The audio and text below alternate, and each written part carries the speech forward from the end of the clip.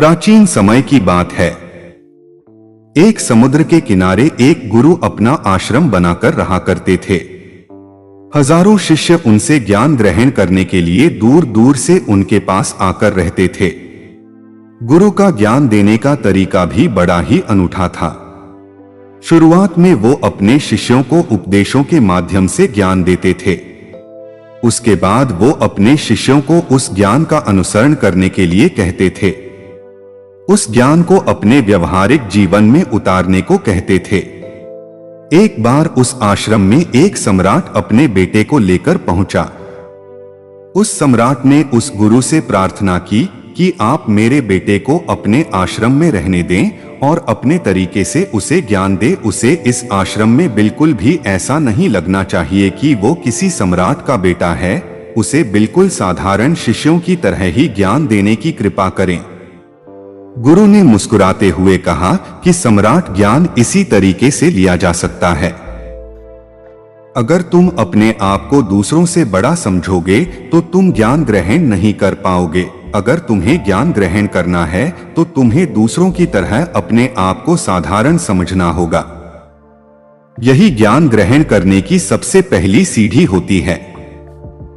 तुम निश्चिंत रहो, आज से तुम्हारे बेटे की जिम्मेदारी मेरे कंधों पर रही। ये कहकर गुरु सम्राट के बेटे को अपने साथ लेकर समुद्र के किनारे टहलने के लिए निकल गए।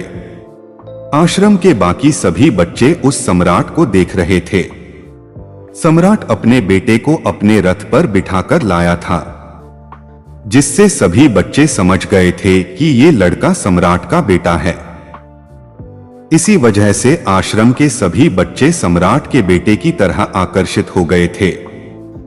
जब गुरु सम्राट के बेटे को लेकर समुद्र पर टहल रहे थे तो सम्राट का बेटा अचानक फूट फूट कर रोने लगा, क्योंकि अभी वो सिर्फ 12 वर्ष का था और 12 वर्ष की आयु में उसके पिता उसे अपने से दूर छोड़कर चले गए थे। ये सदमा वो बच्चा सहन नहीं कर पा रहा था। वो नहीं समझ पा रहा था कि उसके पिता उसकी भलाई के लिए उसे उस गुरु के पास छोड़कर गए हैं। उसे रोते हुए देखकर गुरु ने कहा कि बेटा, मैं तुम्हें चुप नहीं करूंगा। हो सकता है कि आज मैं तुम्हारे आंसू पोंछ दूं, लेकिन कल तुम फिर अपने आप को अकेला पाओगे। याद रखना, जीवन में इंसान अकेला आता है और अकेला ही जाता है। जितनी जल्दी जो इंसान इस बात को समझ लेता है वो उतनी जल्दी आत्मज्ञान के रास्ते पर निकल पड़ता है। गुरु ने अपनी बात आगे बढ़ाते हुए कहा कि जो इंसान अकेला रहना सीख लेता है वही खुद से प्यार कर पाता है, और जो खुद से प्यार करना जानता है वो किसी के भी जाने का अफसोस नहीं करता, क्योंकि वो खुद से ही प्यार करता है। धीरे धीरे तुम आश्रम के माहौल में ढल जाओगे। शुरुआत में तुम्हें समस्या आ सकती है, लेकिन कुछ दिनों के बाद तुम इसे आत्मसात कर लोगे। उसके बाद तुम्हें यही जगह बहुत अच्छी लगने लगेंगी। ये जगह तुम्हें अपनी महल जैसी लगने लगेंगी। संध्या हो चली थी। समुद्र के दूसरे छोर पर सूरज छिपने लगा था और अपनी लालिमा पूरे आसमान में बिखेर रहा था। बड़ा ही सुंदर दृश्य था और गुरु शिष्य को अपने साथ लेकर आश्रम में वापस लौट आए। उस शिष्य को भी थोड़ी सांत्वना मिली, क्योंकि गुरु की आंखों में एक अभूतपूर्व शांति झलक रही थी, और जब हम किसी एकांतवासी गुरु की आंखों में वो शांति देख लेते हैं तो हमारे हृदय से भी सारा भार हट जाता है। मन एकदम निर्मल हो जाता है। जब सम्राट का बेटा रात्रि का भोजन करने के लिए भोजन कक्ष में पहुंचा तो आसपास के सभी शिष्य उसके पास आने लगे। उन सभी को पता था कि ये सम्राट का बेटा है, और अगर हम इससे दोस्ती कर लेते हैं तो उससे हमारा बहुत फायदा होने वाला है। यही सोचकर आश्रम के ज्यादातर ने उसे घेर लिया था। बस कुछ बच्चे जो अकेले रहने का महत्व समझते थे, जो दिखावे में विश्वास नहीं करते थे, वो उस सम्राट के बेटे के पास जाने की बजाय अपना पूरा ध्यान खाने पर लगा रहे थे और एकांत में बैठकर अपना भोजन कर रहे थे। कुछ दिनों के बाद सम्राट के बेटे की आश्रम के ज्यादातर बच्चों के साथ दोस्ती हो गई। अब वो आश्रम में उन बच्चों के साथ घूमता, उन्हीं के साथ अपना ज्यादातर समय बिताता। आखिरकार सम्राट का बेटा था, सुख सुविधाओं में पला बढ़ा था। आसपास बहुत से दास औरत आसिया होते थे। आसपास अपने मित्रों से घिरे होना वही दिनचर्या उसने इस आश्रम में भी अपना ली थी। ऐसा नहीं था कि गुरु को ये सब पता नहीं था, पर गुरु उसे अलग तरीके से ज्ञान देना चाहते थे। बच्चों को ज्ञान आप उपदेश देकर नहीं दे सकते, उन्हें साक्षात्कार कराना पड़ता है। उसके बाद उन्हें वो बात समझ आती है जो आप समझाना चाहते हैं। गुरु को ये बात पता थी कि अगर मैं इसे बोलकर बताऊंगा तो ये कभी समझ नहीं पाएगा। मुझे ऐसे दिखाना पड़ेगा, इसे एहसास कराना पड़ेगा कि अकेले रहने से ही तुम अपनी शक्तियों को जान पाओगे। ये सीख देने के लिए गुरु एक दिन उस शिष्य को अपने साथ एक पहाड़ी की चोटी पर ले गए। पहाड़ी पर पहुंचकर गुरु ने उसे शिष्य से कहा कि अब तुम्हारा ज्ञान पूरा हो चुका है, बस एक आखिरी रात तुम्हें यहाँ पर बितानी होगी। उसके बाद अगले दिन शाम को मैं तुम्हारे राजमहल में तुमको पहुंचा दूंगा। वो बच्चा तो ये सुनकर बहुत खुश हो गया कि अब मैं वापस अपने राजमहल चला जाऊंगा। फिर से मेरे दास और दासियां, सारी भोग की वस्तुएं मेरे पास होंगी। उस शिष्य ने गुरु से पूछा कि गुरुजी, मुझे आज रात आप यहाँ पहाड़ी पर क्यों छोड़ रहे हैं? आखिर मुझे कौन सा आखिरी ज्ञान यहाँ से मिलेगा? गुरु ने मुस्कुराते हुए कहा कि यहाँ पर चट्टान के पीछे तुम्हें छिपकर बैठना होगा। यहाँ पर रोज रात को एक बाज जाता है। तुम्हें उस बाज को देखना है, बड़ी गौर से देखना है, हर गतिविधि देखनी है, और उस बाज को देखने के बाद अगले दिन अगर तुम उस बाज की खूबियां मुझे बता पाए तो मैं तुम्हें तुम्हारे राजमहल वापस भिजवा दूंगा। और हाँ, सुबह आने से पहले एक बात पर और ध्यान देना है, एक चरवाहा यहाँ पर अपनी भेड़ों को चराने के लिए आता है, तुम्हें उन भेड़ों की गतिविधियां भी देखनी है। याद रखना, बाज की गतिविधि रात को और भेड़ों की गतिविधि सुबह। अगर तुम दोनों की गतिविधि ध्यान से देखकर मुझे बता पाए तो तुम इस आश्रम से हमेशा के लिए आजाद हो जाओगे, तुम्हारा ज्ञान पूरा हो जाएगा। मैं तुम्हारे पिता को कह दूंगा कि ये बच्चा हमारे आश्रम का सबसे ज्ञानी बच्चा है। ये कहकर गुरु अपने आश्रम में वापस लौट आए और वो बच्चा वहीं पर उस चट्टान के पीछे खड़ा हुआ उस बाज का इंतजार करने लगा। काफी वक्त बीत जाने के बाद वहां पर एक बाज अपने बच्चों के साथ पहुंचा। सम्राट के बेटे ने पूरी रात उस बाज की गतिविधि बड़े ही ध्यानपूर्वक देखी और सुबह होने के बाद जब चरवाहा वहां पर अपनी भेड़ों को लेकर पहुंचा तो उसने एक अभूतपूर्व दृश्य देखा। उसने देखा कि वो बाज भेड़ की एक मेमने को अपने पंजों में दबाकर आसमान में उड़ गया। उसने उस भेड़ के बच्चे का शिकार कर लिया था। ये सारा दृश्य देखकर वो बच्चा आश्रम में वापस अपने गुरु के पास पहुंचा। इससे पहले कि गुरु उससे कुछ पूछते, उसने गुरु को प्रणाम करते हुए कहा कि गुरुदेव, आप आश्रम के सभी बच्चों को यहाँ पर बुला लीजिए। मैं सब लोगों को बताना चाहता हूँ कि मैंने क्या देखा। जब आश्रम के सभी बच्चे वहां पर पहुंच गए तो उस सम्राट के बेटे ने कहना शुरू किया कि मैंने अपने जीवन में बहुत से पक्षियों को देखा है, लेकिन बाज उन सभी पक्षियों में से सबसे अद्भुत और सबसे अलग होता है। उदाहरण के लिए एक तोता हम सभी ने देखा है। तोता बोलता तो बहुत है लेकिन कभी ऊंचा नहीं उड़ पाता, लेकिन एक बाज जो कि हर समय शांत रहता है वो आकाश को भी छू सकता है। उसमें आकाश को भी छू लेने का सामर्थ्य होता है। जब भी एक बात अपने शिकार को निश्चित कर लेता है तो वो उसी शिकार पर अपनी नजरें गड़ाए रहता है, चाहे वो कितनी भी ऊंचाई पर क्यों ना हो, चाहे कितना भी बड़ा तूफान क्यों ना जाए, लेकिन उसकी नजर हमेशा अपने लक्ष्य पर स्थिर रहती है। आज सुबह जिस बाज को मैंने देखा उसने हर भेड़ को अपना शिकार नहीं बनाया, बल्कि उस भेड़ के झुंड में से उसने उस भेड़ के मेमने को अपना शिकार बनाया।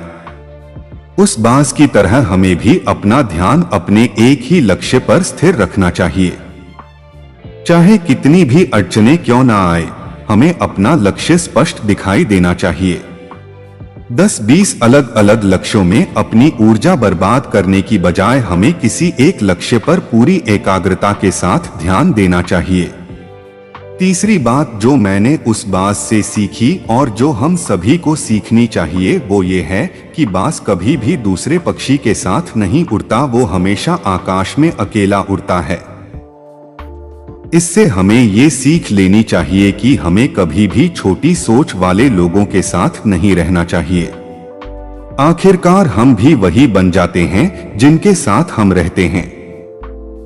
इसीलिए या तो बड़ी सोच वालों के साथ रहो या फिर अकेले रहो, क्योंकि जब हम अकेले रहते हैं तभी हम खुद की ताकत और खुद की कमजोरियों को जान पाते हैं।